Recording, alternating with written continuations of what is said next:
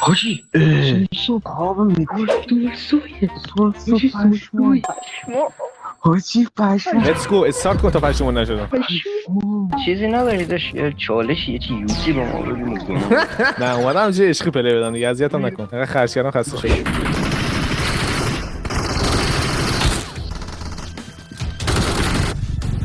صدا کن وای روز خیته. من میتونم خواهی حرف بزنم خب بذار فایت تموم شه اگه اینو نداری بهت بگم حله